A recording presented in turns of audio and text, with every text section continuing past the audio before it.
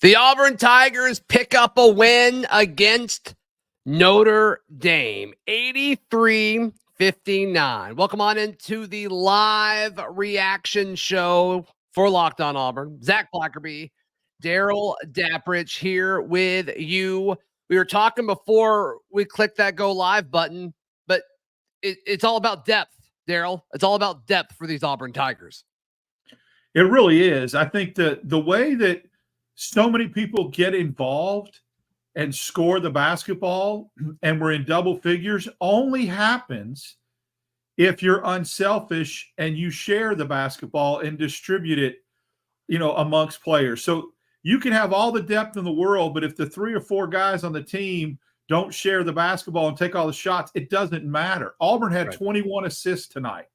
When you combine that kind of distribution with the depth and 8, 9 guys that could, get 8 or more points, or any given night, 6 or 7 can be in double figures, that's really big. And I think we saw a glimpse, Zach, a sneak peek of what the ceiling of this basketball team could be.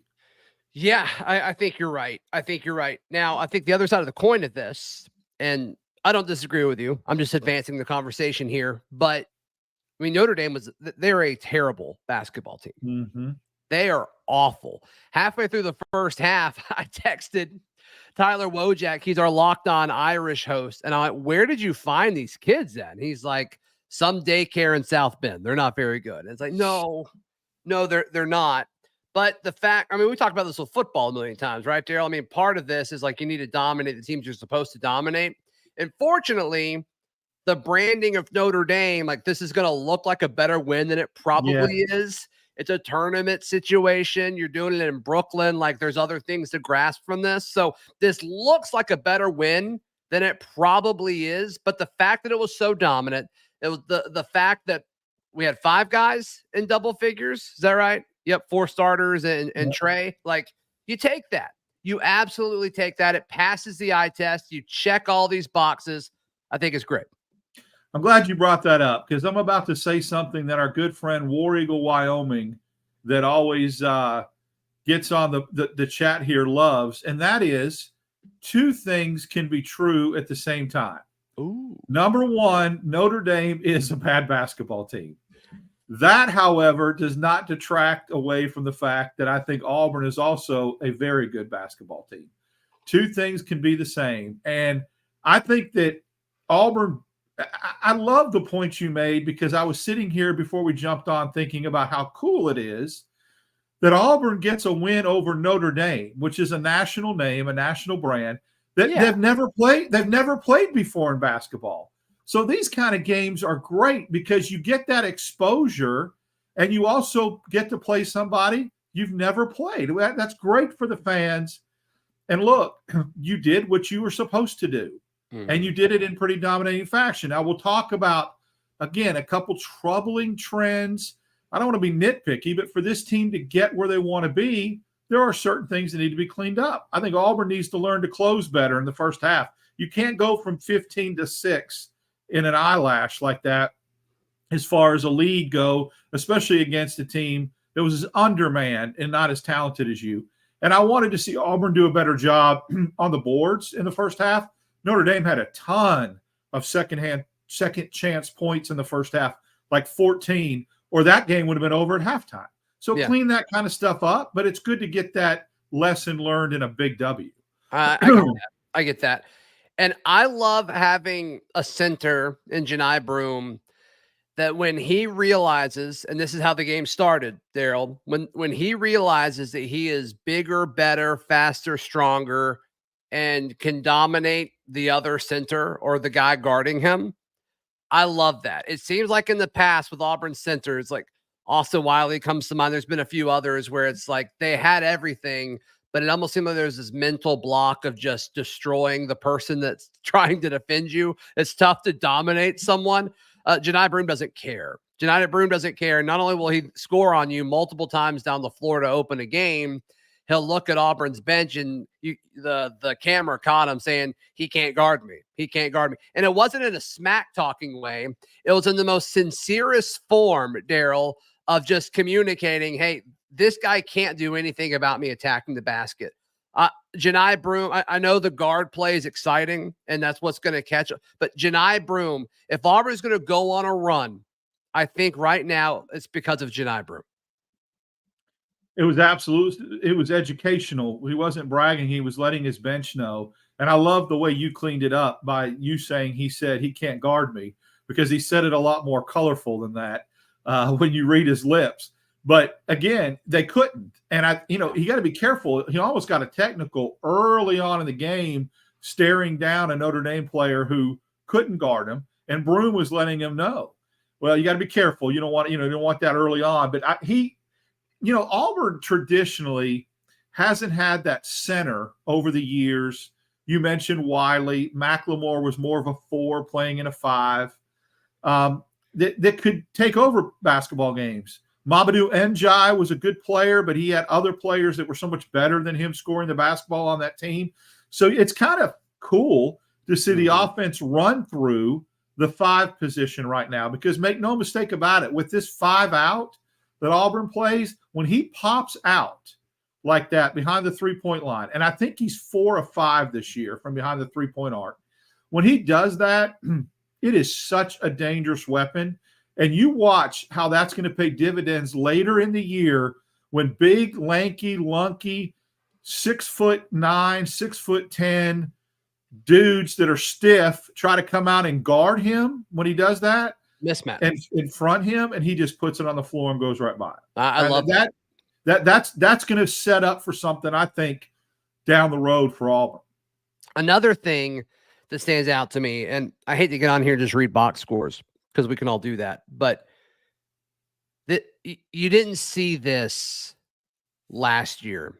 So Auburn starters, from a shooting standpoint, outside of Denver Jones, Denver did not have a good night shooting, but glad we saw him out there. Glad we saw him playing, despite some rumors that were swirling around today. Aiden Holloway, 5 of 9.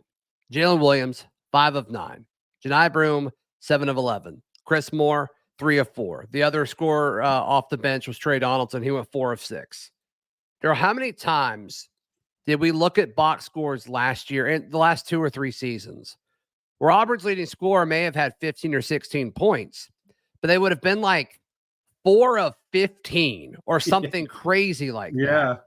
And I'm not really like being dramatic when I say that. Like, that was a kind of a normal thing. And Wendell would get to the free throw line a lot, so like padded stats some, but extremely inefficient offensively over the last several years. And all of a sudden you look at this team, they take care of the basketball, they take better shots for the most part. I still think they're learning in that regard, but just as far as nobody just being ice cold, like I love the more efficient shooting. I think that is huge, and I think that's what helps you in postseason play. And you're absolutely correct, and there's no exaggeration in that. Wendell Green, especially last year, I can remember stat lines where he would be 4 of 15, but would have 18 points because he'd be 10 of 11 for the free throw line. And so, and KD would, or whoever would hit free throws late, because Auburn did get a lot of their points, especially from the point guard position, from the free throw line late, and the shooting percentages would be just horrendous. And then you go ahead and peel back the onion a little bit and pare that down, and then it would be even worse from 3-point land. It would be 24%, 28%. You're like, how did Auburn win that game? Well, they made the other team turn it over more, and they hit more free throws. I mean, and they had some. Yeah. They did get some more points in the paint last year, but man, this year that inside-out game. You can score. Auburn can score from deep. Trey Donaldson played at such a high level. And it wasn't just the 10 points off the bench. He made some extremely nice, elite, prototypical point guard passes tonight. Look at the point guard production between Holloway and Donaldson combined tonight. And that is extreme. I mean, compared to what Auburn's had, the last couple of years, that is just extremely improved. It's so much improved and so important. Darrell, while you're talking about point guard play, Storm Wade has a take. He says, hot take, but this is the deepest point guard room in the last decade for Auburn, even over 2019. I think it's comparable to 2019. I think McCormick and Harper in 2019, Harper would go out of the game and McCormick would come in and give you instant offense. There wasn't, when I say that much of a drop-off, there was because of how elite Harper was. But McCormick would come in and contribute and hit some big shots. So this better defender too. Yes, and this duo has the chance to become that.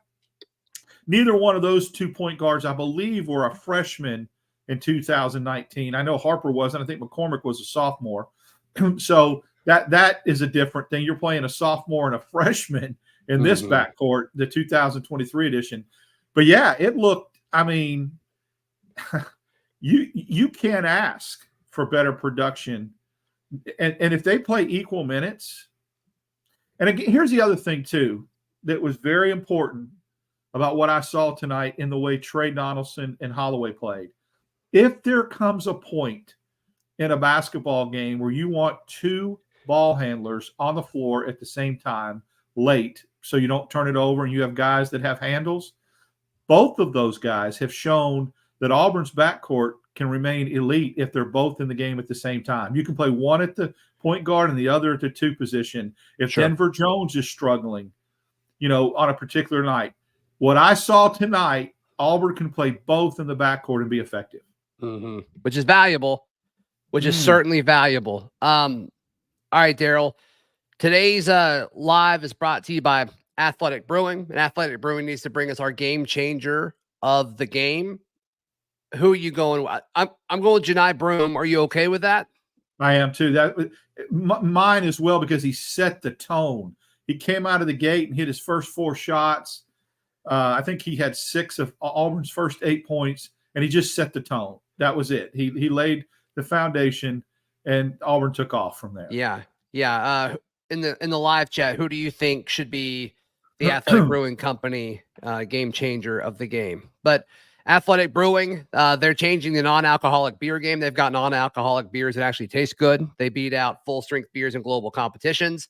Highly encourage you to check them out. I've tried a few of them. They've all been great. So first-time customers can go to athleticbrewing.com and use code LOCKEDON, all one word, LOCKEDON, to get 15% off your first order.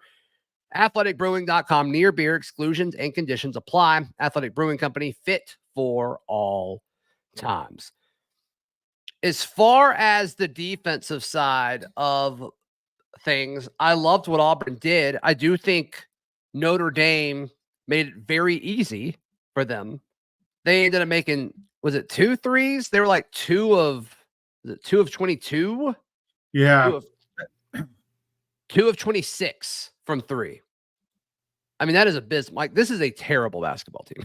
Notre Dame is so bad. Well, Auburn, and it's weird. I mean, you always just assume Notre Dame's going to be at least decent at something. Yeah, it's the defensive effort in the first half was really good, except for the second chance points, the offensive rebounds, and how they allowed Notre Dame to get a little bit hot there late.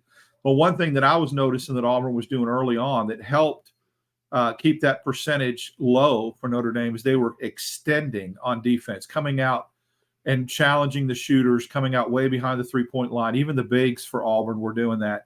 In the second half, Auburn recognized that Notre Dame could not throw it in the ocean off a boat, and they sagged. And they had absolutely wide open threes. Auburn was giving them the threes. And Auburn, what happened was it was twofold. Auburn sagged, so they had more guys at the rim for rebounding, so they wouldn't give up offensive rebounds.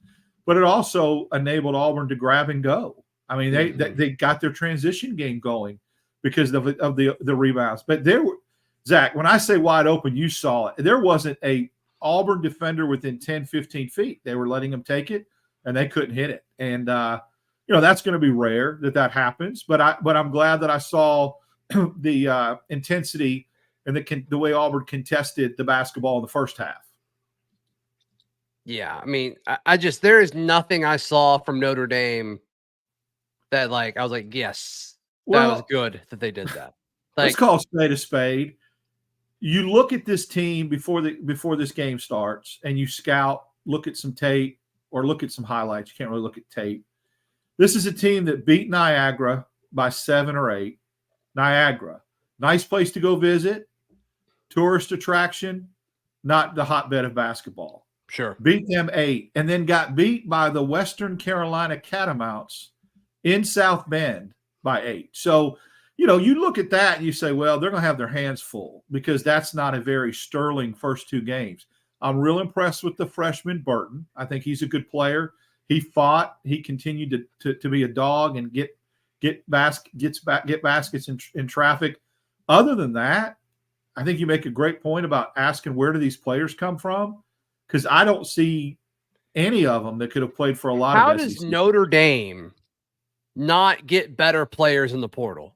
I don't get it. Well, yeah, here's the thing. First of all, it's a first-year head coach that came from Penn State. This guy, Bray retired, so this coach who has his son on the team is a first-year player, a first-year coach. They lost 98% of their production on offense and defense. They showed that stat.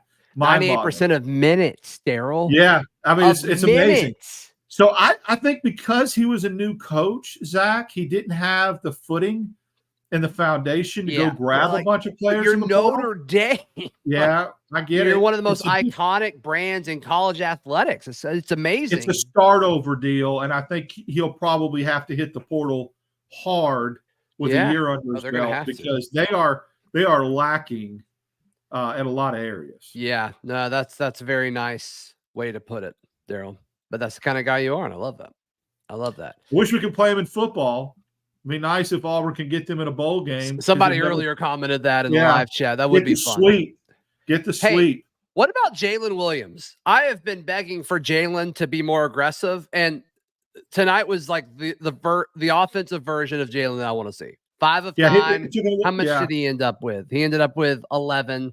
Made one of his 3 threes. He had 7 rebounds, 2 assists. Like this was a Jalen Williams that I want to see every single game, Darrell. He woke up a little late as far as when he got it going. It was, the second half especially. He had those 2 big dunks, had a nice little teardrop in the lane. Great block that he, they were playing in Brooklyn, and I think he swatted it to Manhattan. And I think he really came alive. And I think Trey Donaldson, ironically, got him going, got the engine going a little bit, found him a little bit. Great job on finding him on the floor. And I'll tell you, again, we talk about Holloway. The job that Trey Donaldson did with his those passes were elite. I mean, they were really, really you're going to need that when you get into tough games. So yeah, Jalen Williams showed up. He woke up a little bit late, but he did a good job. And I love that little left-handed teardrop in the lane. He hits that, and he could go for 15, 16, 18 a game when that's falling. So Jesse and Warrigal, Wyoming are saying that they thought Jalen's a little passive, and it's like, well, sure, but he was less passive tonight than he normally is. That's all I'm saying. That's why it's so important to have a player like Chaney Johnson, because he pushes him. Chaney Johnson had a nice little game. You've got the stats in front of you. I think he only had 4 points, but his shooting was more efficient. He had a few rebounds. He had a couple of assists. Got a real nice assist to Cardwell as you look at his stat line. But his minutes looked productive when he came in. 2 of 2 from the floor for 4 points, 4 rebounds. Actually forgot that he fouled out. I'm not going to lie to you, in 13 minutes. Right. Like that's not super great. You don't love that. No. But I think he pushed Williams. The way Chaney moves is like his burst. Like he floats when he runs down the floor. Like he just seems to float while everybody else is sprinting. Like it looks so much easier for him to move than everyone else does, which is a weird thing to say, but he's he's a natural athlete. Like that guy can move. He's so smooth and fluid. Doesn't waste a whole lot of steps. I think he's a guy, he and Chad Baker, Mazzara, I think are just going to get better over the course of the season. Absolutely. I was just going to say, you took the word. When we start conference play, we can look back and say, hey, who's the most improved player? Who's come the furthest from non-conference to conference play? And I think it'll end up being Chaney Johnson. I really do. I think we're going to see a marked difference in what kind of player he is once the conference season starts. I think so. All right. Live chat, drop any takes or questions you guys have. We'll start getting to those in about a minute or two. Anybody else, Darrell, that stood out to you tonight, or any kind of themes that stood out to you tonight that you said, okay, this is worth looking at? I felt good about free throws, right? 12 of 16 from the charity stripe. Like that's something that it doesn't matter that Notre Dame's good or bad or whatever. Like that's an Auburn, focusing on Auburn kind of thing. 12 of 16. Auburn wins more games if they do that, than they would typically. I think that's going to help you in conference play. But any other like overarching themes that you take away from tonight? Well, I think that we've talked about all the positives. We've even talked about the few things that Auburn, needs to clean up. But overall, I think that the biggest theme and the biggest takeaway for me is that Auburn struggled the last couple years with what I consider to be guard play. Their two best players 2 years ago in that magical season was Kessler and Jabari. Last year, they struggled from the guard position.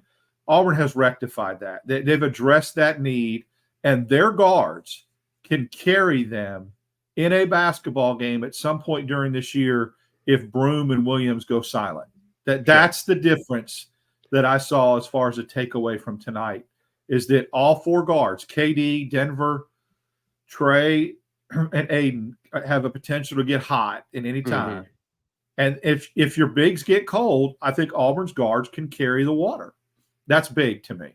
Sure. I get that. So I guess we should mention that Auburn will play St. Bonaventure. Yes. Which people keep asking what that is. I don't know. It's a school in New York, I guess. They're the home team. They're an Atlantic 10. Yeah, they're an Atlantic 10 school in that Atlantic 10 conference. Ironically, Chad Baker-Mazara has played against them before when he was at Duquesne. They are the oldest college basketball team in the country. That doesn't mean they're out there in a 50 and over league, but they have the most experienced older starters. Their average age is up there, and their average years of players playing or eligibility on the team is 3.6 years. So they're seasoned. Yeah, they're seasoned. Remember, it's like the U of a basketball team. They're an old. Well, they're younger than me still. I would be a 16.6 average years. Remember what happened to Alabama in the NCAA tournament last year? They ran into a very, very experienced bunch of 5-year senior San Diego State team. Alabama didn't win it all last year? No, they got beat in the Sweet 16 by a team that was very. They were like the best team ever. Are you sure? Yeah, they were very senior laden, this team, and that's what St. Bonaventure is. Now, St. Bonaventure doesn't have the athletes that San Diego State has, but they've got experience. And again, they're the old. Every time someone says they're the oldest team, I picture some graybeard like me out there shooting threes. But they have a lot of experience, and so they probably won't beat themselves, and they will not be intimidated by Auburn. They won't be wide-eyed in the lights of Brooklyn. And having a game under their belt and beating Oklahoma State, it should be a good matchup. Auburn should win. I think Auburn's a better team. Auburn's definitely deeper. And Auburn's got some seasoned dudes, too. They're not a bunch of young pups, They got some seasoned Jalen and Dylan and Chris Moore, who we all kind of forget about. Janai Broome. I mean, they got some dudes, too, that have experience, right? So, all right, let's go through some of these takes. Let's spend about 10 seconds on each one there. I just want your kind of instant reaction to all of these. Corey says, we scored 83 tonight and Denver had an off game. I'll add KD Johnson also had an off game tonight. Very underrated point. Half the guards didn't really contribute like they should, and Auburn still went off. So, again, that speaks to depth and somebody different stepping up every night and having a lot more than your core being counted on to score. Austin says, still need to clean up fouls, I think. ? Austin asked that as a question. Defense is good and aggressive, but goodness. Your thoughts? Auburn is. I've just resigned myself to the fact Auburn, had 33 fouls called against them tonight. Notre Dame had 31. I just resigned myself to the fact that the style of play, like the announcer said, embrace the chaos. If you're an Auburn fan, is that Auburn's going to probably foul more than their opponent because of the way they play. It is what it is. It's worth it. You cannot. You are what you are. So you just got to live with it. You just got to live with it. Darrell, just a quick one here. Kevin asked, did Auburn win? Auburn won and won big. All right, 83-59. Thanks for joining, Kevin. Really appreciate that. Yeah. Floppy says Auburn going on an adventure tomorrow. Your thoughts? Because of St. Bonaventure. See the play on words there? That's what he meant. Yeah. Jesse asks, does Darrell have any eligibility left? No, I do not. I used it up getting cut from the AUM baseball team. I forgot about that. I forgot that happened. Wasted it. But Simo with a quiet 10-4. Excellent point. Very quiet 10-4, but glue guy. Hit a big three, I thought, early in the first half, and really was that is a snooze.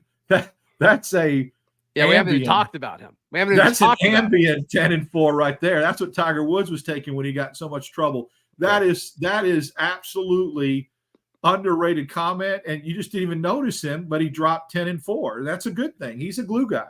War Eagle Wyoming is so insightful. He really is. He's awesome. Crazy. All right. A lot of people agreeing with Corey. Corey's the best. Good job, Corey. Keaton asked, does winning the 2019 Legends Classic play a factor here? Did we go up in this in 2019? Notre Dame won it in 2016, and I don't think it played a factor. I don't know. I didn't know that. They showed a picture of Notre Dame's team, and I'm like, wow. I didn't know that. I for some reason I forgot that. If that's the case, that we've already played in Brooklyn at this thing, and if you can, the only thing I remember 2019 we did. That's when we went to Maui too, right? Well, yeah, the Duke was it Duke in Arizona in 2019? That tournament we played both of them. We played Duke in Maui. That's when Harper dunked on Zion. And then last year we played in all those ballrooms. We did go to Legends Classic in 19. We played CSUN and Colgate. Colgate was a tournament team, by the way. I watched them play in the NCAA tournament in the Columbus Regional that year. Well, how about that? Yeah, great job, great comment. Yeah, I don't think it plays a factor to answer your question, but I didn't realize that. I'm glad that you shared that. Yeah, good. Sure. That's a great nugget there. Nice knowledge. I don't know if I can put this one on the screen, but the question is Aiden one and done ? I'm going to say no. No? I don't think he's a one and done. I think based on what? Based on the fact that he's probably got a few things to work on as far as his game's concerned. I know that you go one and done based upon potential and ceiling, not necessarily him getting 30 minutes because Trey Donaldson, but just my initial gut feeling is this is a kid that'll stay one more year. Sorry, I'm not laughing at what you're saying. No, that's all right. People are asking about the Iron Bowl, and it's like, I love it. I think Holloway stay. I think, look, the Sharif Cooper cautionary tale. I think that they're very similar in talent. Now, they're different players, but we forget sometimes how electric Sharif Cooper was, and especially if he could have played the whole year, he shouldn't have went. Yeah, but Aiden can shoot, though. Cooper could score the basket. I don't care how you put it in the basket. But the NBA does. The NBA. Yeah, but they also like guys that can get to the rack and get to the rim and score too, and that was Cooper. I mean, Cooper, when we look at his stats, I think Aiden is significantly better than Sharif. Wow. See, I don't. That's a great. I mean, it's good for debate. I don't. I think he's comparable, and he may end up at the end of the year better, but I don't even know if it would be significantly better. I think we're going to feel significantly better about Aiden than Sharif. I don't think that that's a crazy take, Darrell. I don't even feel like I'm putting myself out there with that. I just think that we did not get to. We saw glimpses. Give Sharif Cooper a whole year at Auburn, the ineligibility and the ankle injury, and look at what he would have done having 12 more games. We only saw. I don't think he becomes a better shooter though in those games. I think his game would have evolved the more he would have played. In the live chat, let us know. Would you rather have Aiden Holloway or Sharif Cooper? No, I didn't say I'd rather have Cooper at all. I didn't say that. I'm saying they're comparable. If you ask me right now, I'd rather have Holloway. Okay. Because I think his ceiling by the end of the year will be higher, and he'll get to play more games and evolve where Cooper didn't. Got it.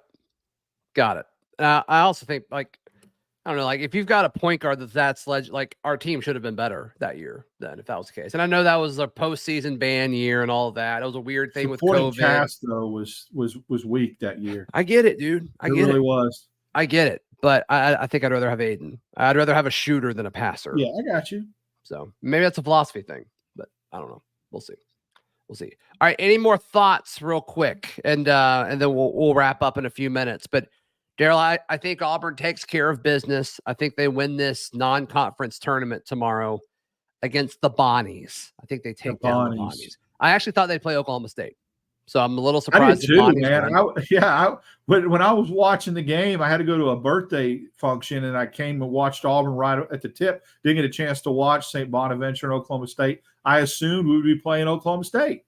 So for St. Bonaventure to make a late run like that in a close game and win that game will help them confidence-wise. But I also think Auburn is a much superior basketball team over Oklahoma State too. So, that all matters. And depth could become a huge factor tomorrow night. I was talking on the phone with Isaac Shade. He hosts Locked On College Basketball. Be sure to check out that show. They do an outstanding job. I listen every morning. And he was telling me, like, dude, y'all are going to run away with that. Like those other three teams and the legends, whatever, they stink. Well, okay. Well, that's good to know. And so far, he seems like he's right. So I like Auburn's chances against the Bonnies. No question about it. So, all right. Any more questions? The games at Auburn. Let's just reset real quick. We talk about big picture. Auburn's played Baylor already. They played Notre Dame, which again, the uniqueness of playing that. They're going to play Indiana. This is a fun. If you're an Auburn basketball fan, just really enjoy the ride because you're getting to play some teams you don't normally get to see Auburn play. And that's the greatest part of compiling a non-conference schedule like this. Yeah. And once again, like I think the win over Notre Dame will look like a better win than it actually is. Yeah. So agree.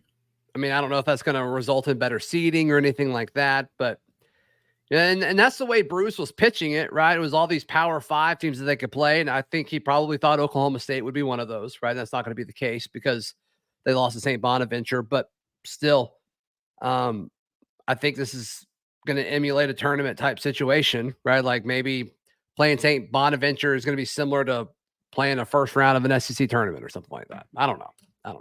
St. Bonaventure could be a comparable team that you draw in the first round of the NCAA tournament if you're like a 5 or 4 seed. I mean, that could be what this. Yeah, that's what I'm saying. Yeah, and you're going to be playing in a neutral site spot like Brooklyn. I think that's why you do. These types of games. So, and I'm looking. They don't have lines out yet, which is fine. But when they do, head over to FanDuel Sportsbook. All right, Darrell, let's wrap it up there. How can people check out everything that you've got going on? You can follow me at DAP6410 on X. Catch us. Let's see, Saturday or Sunday morning. Tomorrow night. Tomorrow night after the game again. Yep. Yeah, after the St. Bonaventure game, same time, same place. Tomorrow night we'll be doing this again, and then we'll obviously the football reaction show Sunday. Yeah, if y'all could subscribe, really help the show. We're so close to another milestone, 14,000 subscribers. We're just like 5 or 6 away. So if you're not subscribed, please get us there. We're so close. It would mean a ton. Please like this video. And more basketball content tomorrow night. Normal edition of Locked On Auburn tomorrow. Darrell joins me. Jason Jones, Auburn defensive lineman, joins us as well. And then Sunday morning, like Darrell said, we will have more football content up there for you. Read all my written work at auburndaily.com, and we will see you tomorrow. This has been Locked On Auburn.